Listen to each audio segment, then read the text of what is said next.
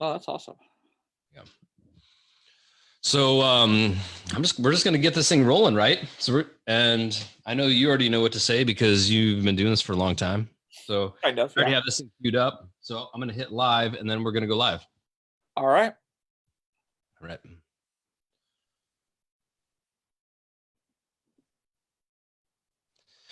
Here we go again. Facebook people. Woo, woo, woo. Today, political consultant Chip Allsweed. How are you, my friend? I'm doing fantastic, Doug. How about you? I'm good. I'm good. Crazy what's going on out there, isn't it? Yeah, yeah. I mean, we've gotten to keep you an extra couple weeks in our little hamlet over here, so that's been nice. I know we're so close down the road, but I don't know. You got to keep 6 feet away at least. At least, and then you got the fact that I got the crazy kids who probably have every disease under the sun. So, Well, so how you cool. doing, my friend? I'm good. I'm good. You know, you brought up an interesting topic to me, and I thought it was worth noting because of the timeliness of it, right? Right. Timeliness of it, and so legislative meetings are coming up where many state associations and and the National Association of Realtors have their annual meetings, and that's probably going to get postponed, right? And so everyone's trying to figure out, well, how do we conduct business as usual without showing up in person? And technology is going to be the biggest barrier to that, right? So what are some of your thoughts on that approaching? Yeah. Yeah. Both the state associations are postponing these things. NAR postponed theirs. They're moving towards a virtual legislative day. How that's going to work out, they haven't quite come forward to tell us all about that solution, but I'm sure they'll have a fantastic idea. The key to making it work, though, is knowing how to use the system before you actually launch your meeting. Because anybody who's ever been on a Zoom call or a Zoom meeting has seen it go wildly out of control or consistent. Who just joined? Who just joined? Who just joined? So being able to know how to control that, mute people, keep them from being able to say dumb things to an elected official. Um, you know, being able to master that system before you go into it is how people are going to succeed. And it's really an easy system to do and can be pretty easily managed by any staff as long as you get into it more than 15 minutes ahead of the meeting you're supposed to host. Well, yeah. I mean, I remember when I was active with Missouri Realtors, right? We would go to the state conference, and then we would meet with the legislators. And in fact, I think one time I brought my flip video camera. Do you remember those things? Oh yeah. This was like 2008. I brought my flip video camera and I started recording it, right? Well, big no-no, right? Big no-no. Because here's what I thought to myself, right? Here's what I thought, and this is just my logic, and obviously it was wrong or it wasn't controlled at the time. But I was thinking, gosh, this is such an invaluable conversation. The fact that realtors are meeting with these Yeah, legislators, why not record this so everybody can be able to benefit from it, right? exactly. Why does this have to happen behind closed doors? And so now that it's going virtual, right? There's even the risk of somebody, you've seen it in the news now with Zoom bombing.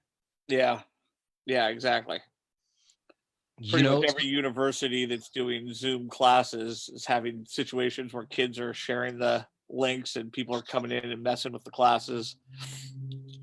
I'd be doing the same thing if I were them. I got to be honest. no. Well, we talk about the impact. Well, before we get into the technology, right? Because the technology will, eventually work itself out. But I want to talk about the cost of these meetings, right? When we look at private property rights, and we are not able to conduct these meetings, what's the cost associated with that? At, let's say, the local level or the state level? What do you mean? Like, how much does it cost to go up there and host these meetings and Well, whatnot? no, not just that, but like, let's say that there's a tax bill on the table that's going to about a property tax increase, right? Like, how much? What are we talking about in terms of cost if we're not able to pass the appropriate legislature in order to serve our customers? It could be detrimental and if not devastating to the industry. Now I'm out here in California, which is the land of crazy legislation. But the marker that I usually like to explain to people is There's between 3 and 5,000 bills introduced both in Washington, D.C. and in Sacramento each year. Numbers are smaller on different states, but the percentage tends to be the same, and that is 1/3 of those bills affect real estate in some fashion. Wow. So every single year, there's between 1,000 and 2,000 bills introduced that impacts your business. So if we're not able to get up there and educate the legislators of what they're doing and how it would impact people, there's the risk of lots of things getting passed that people didn't really anticipate. You know, a lot of people have heard about our independent contractor restrictions out here in California. The realtors were exempted from it, thankfully, but it has basically shut down the music industry, the writing industry, the esthetician industry. I mean, Uber, you name it. Anything that's a independent contractor has been heavily impacted by this law, and they never intended for it to go that far. I mean, you can't go see live music anymore because those people need to be considered employees and paid as such. That doesn't really make a lot of sense. You know, I mean, it's like, it's not just thousands, but it could be millions or billions of dollars. Oh, it absolutely is. You know, and just this has nothing to do with you know, government affairs, but I remember one time flying from Boston, Massachusetts to Detroit, and I had to hop into an American Airlines Admiral Club in order to do a presentation from the Realty Alliance, right? And that it was a bad internet connection that we had, and then when I started to deliver this presentation, it was just wonky, right? I was just like, you know, it's just but the impact of that would have been huge if we Yeah. would have had the right speed, and I was able to demonstrate some of these things that would have been like really kind of game changing. That was what, maybe 2016, I think. Yeah. And so coming back over to the government affairs, I can only imagine if, let's say, the internet connection doesn't work, right? People aren't able to mute one another or That's mute everybody, right? Yeah. And so what I fear, this is what I really do fear, is that you know, whether it's the CEO or it's the president of the state or the local board, trying to figure it and do this themselves, right? And try to take this information that they have to be able to make a presentation, or at least be able to engage in a conversation that's meaningful, and it not go well. Yeah. Yeah. And Bombs. yeah, and realistically, it's something that can be managed very easily just by spending a little time figuring out how you mute everybody, how you set people up with different permissions, how you get the legislator ready for how to do this, how you set it up so people can't download recordings to their computers, which is what you ran into with your little flip phone. The legislator doesn't want somebody taking a video and taking it out of context. Well, if you Yeah. control it, you're fine. Yeah, But absolutely. it's just taking the time to actually learn those little nuances so that you don't have all the mishaps that everybody has lived through. And then, of course, training everybody to know to actually have pants on in a Zoom meeting. Well, what you know, so we look at, okay, it doesn't matter. Really doesn't matter what the tool is, right? It could be WebEx, it could be GoToMeeting, Right. it could be Adobe Connect, it could be Zoom, it could be anything, right? But when I look at the amount of the attention to detail for the setup, right? Establishing clear expectations, the configuration of the settings, the appropriate settings before everybody Right. actually joins in, so you're able to kind of do some damage control ahead of time. So that needs to be outlined ahead of time. Second is what happens during the meeting, right? What you should and should not do by interrupting, or you know, forgetting to put yourself on mute when somebody else is trying to speak. I mean, that could totally destroy the conversation at hand. Oh, absolutely. Absolutely. And you know, it's a real simple thing to figure out. You just gotta play with it a little bit and become a little familiar with it. Um, or see if there's a different format like a webinar or a uh, presentation or live cast or something like that that better addresses how to do it. But, you know, these systems have gotten to the point where they're incredibly easy. Yeah. They're plug and play. You can even launch them from your cell phone these days. I mean, I've done Zoom calls with you from my cell phone. So getting a little familiarity with the technology, getting a little bit of advanced setup, being able to set up, virtual backgrounds and talk about realtors or something like that, making it something, making it an effective presentation. You can do a lot if you just spend a little time thinking about it. Let's put our political hat on as far as the representative, right, or even the senator. What are some of their concerns about saying yes to a meeting like this, right? Because they're trying to protect their image. They want to make sure that things aren't taken out of context. What would prevent them for saying yes to this? Not having confidence that you know how to control it, or they may even want to control it. Uh, They'll probably want their staffers involved because they themselves are most likely not the person running the show. They're answering the questions, they're thinking through the legislation, they're talking to you about more complex things than how do I mute someone or stop the chat or what have you. They're going to be a little fearful of being taken out of context, but videos have gone through that so much now. I think they're almost kind of used to it at this point. I shouldn't laugh, but it's true. Yeah, it is. They may want to control where the feeds go or that kind of stuff or how it's presented. Yeah. In general, though, I mean, they're doing virtual town halls, they're doing member outreaches, they're doing constituent services, they're doing all this themselves too. So it's kind of advanced beyond the point where they think that this is a technology they don't want to engage. Yeah. Well, I'm wondering, like, so let's say you go to the Capitol, right? Either state or national capital. Do the politicians, do they have, is this like every single individual has their own staff and kind of process that they need to run through? Or is there kind of like a general room where it's kind of like, okay, if we're going to do something like this, this is where we go? How do they even like go about that? So Like a let's press start room. with the federal level. Yeah. Every legislator there has a staff, multiple staff members. Chances are they're all working from home right now. So that's something they'll have to figure out, but I'm sure they've got enough staff members to know how to set them up on these kinds of things. When you get down to the states, it depends on the state. California has staffs at the Assembly and Senate level that are almost on the level of a member of the House of Representatives in DC. So they've got the same kind of setup there. Conversely, you got, Texas meets every other year for 180 days or so, and they do have legislative staff, but it's not as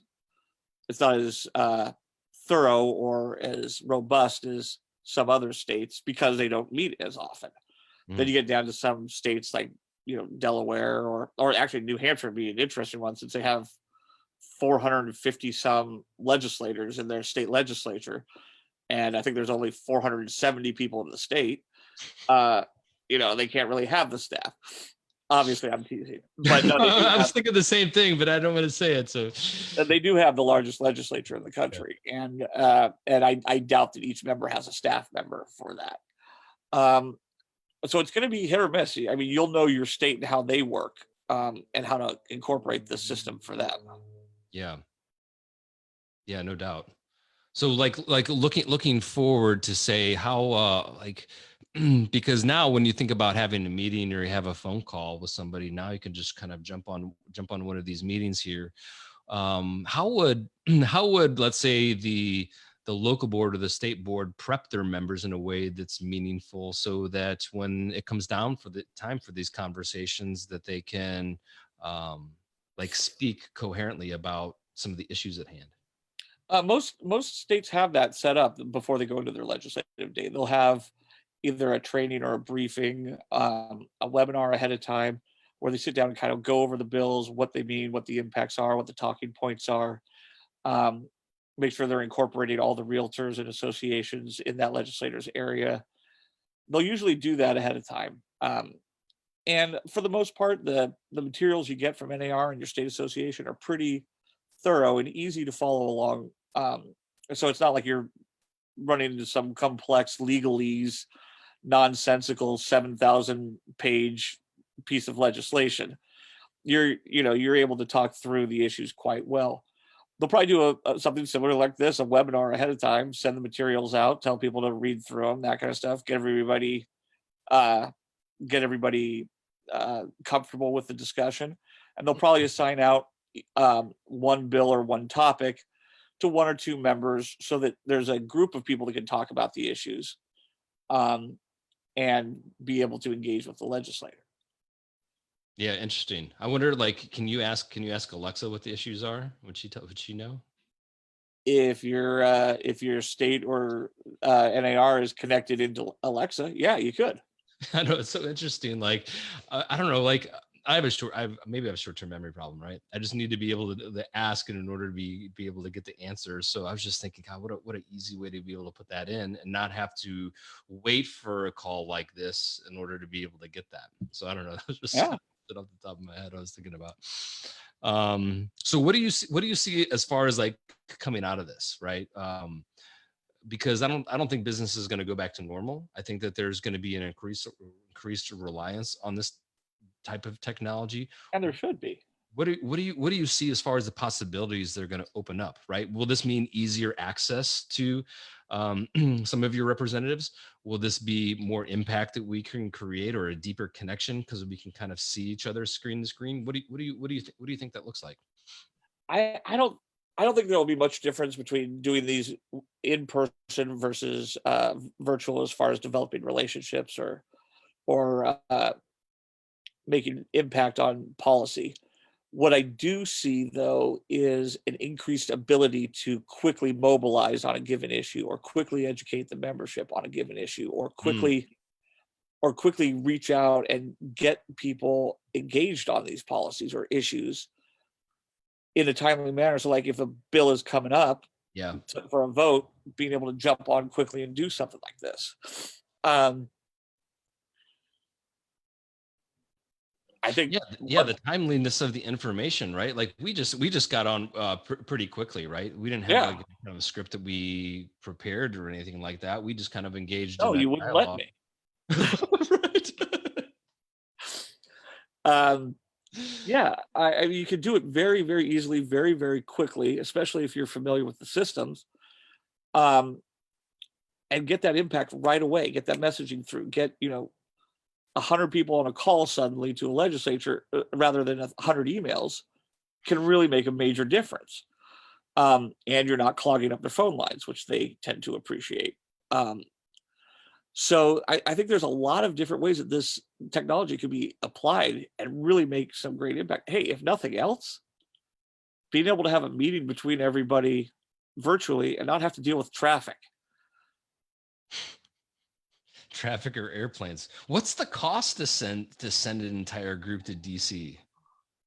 Yeah, you don't want to know. Oh, I'm asking, right? I'm asking. You have plane tickets, right? You have hotels. You have meal reimbursement, Sure. alcohol. I mean, I don't know Well, what's most associations don't reimburse alcohol. okay. So, All right, fair enough. Um, but but but also keep in mind, typically when these are done, they're in conjunction with the business meetings or other committee meetings or other trainings, events. Women's Council of Realtors is usually going on at the same time. ARIA, NAREP have tried to start coordinating their meetings. So it's not like it's everybody fly across the country, sit in one meeting for 15 minutes with a congressman and sit around for a week on the member's dime. yeah, It's nothing like that. It is first meeting typically starts about 7:30 in the morning. Last meeting stops about 5:30. Then you go to reception 1, then reception 2, then reception 3, then reception 4, then the dinners, and then the late night. I mean, yeah. I've it's been there. It's nonstop. it's like nonstop. It's like It is. you must work harder there than we do at home. Yeah, because you still have to do your business at the You same do, time. you're right. Yeah. Yeah. So yeah, it sounds like it's some big boon, some big uh, junket or something like that, but it's far from it. I mean, it is every association I've ever worked with and all the directors we've ever engaged with, we make sure that they are well cognizant of the members' money. And actually, to tell you the truth, a lot of our members never even submitted receipts, so they understand it's a love. Yeah. Yeah, no doubt. I'm like, if you could, here's, I guess this is kind of my last question for you. If you were to look um, each executive in the eye right now, right? And you're going to tell them there's one thing to focus on right now in this kind of day and age where we can use this technology to stay connected. What would that be? It's a tough one because everybody's being pulled 1,000 different directions. 1,000 different directions, right? But I mean, just look at the possibility of this system. If you get your staff and your leadership in engaged with one system, don't bounce around between systems, it'll just drive you nuts. With one set of policies and protocols, everybody knows how to use it, everybody's trained on it, everybody can execute on it, and force them to go through and pay attention to the training. I mean, the possibilities are endless. I mean, you could have classes, you could have committee meetings, you could have events, you could live stream. I mean, look, we're on Facebook right now, on top of recording it for Zoom, which will probably end up on a YouTube. I mean, you can set it up so you're streaming everywhere your members are rather than expecting them to come to you all the time. Mm, yeah.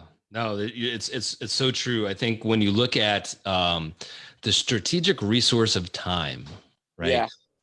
Your time, even as the executive, you got to think, how do you multiply that by not just who you spend it with, but also how it's multiplied, Yeah. right?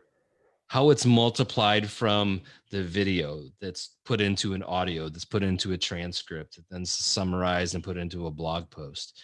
Like Yeah. we have these, even when you look at your staff, as far as taking all of that, say, hey, write us up an article. Well, gosh, we could have taken that transcript that we had from our conversation and saved you about an hour in writing up that draft. Absolutely.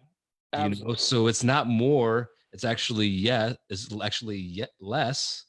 But I think folks really need to understand what you can do, right? What are some of the Right. possibilities with it? Because if you're just thinking one dimensional with this, you're not going to be as successful in the Yeah. short term and in the long term. Yeah. And I mean, if there is one benefit to us all being locked at home and everybody having to do these meetings like this, uh, the ingenuity and inventiveness of high school and college students never ends. So you can see on YouTube, on TikTok, on Vimeo, on all of those, an endless supply of little hacks or little solutions or little suggestions or little tweaks. Yeah. Um, Most of them are using it so that they can not have to attend the class. But if you follow what they're doing, you can apply it differently and have it record all the audio for you and transcribe it and figure out all the little beauty tips and the backgrounds and all that kind of stuff. There's a lot of utility there and a lot of great information being shared right now, so now is the time to learn it quickly, learn it well, and commit to it. Yeah. Well, no doubt you've definitely been an early adopter with this, and I remember some of the early on challenges of doing it. But how you've been able to put it into practice, I think, is a good model for your peers, right?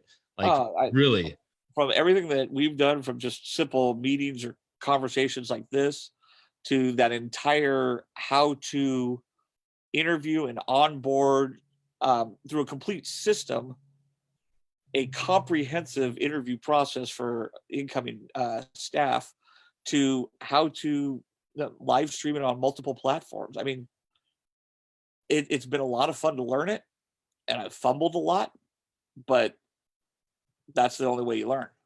Yeah, no doubt. Well, I know you'll continue. I know you'll always continue to learn, and I'll always be a resource for you. So I'm going to appreciate you being a part of this today. Absolutely. Happy to do it. Appreciate it, Doug. Everybody, big round of applause. The man, the myth, the legend, Chip Osby. Take care, my friend. I'll talk to you soon. Yep, sounds good, bud. All right, bye-bye.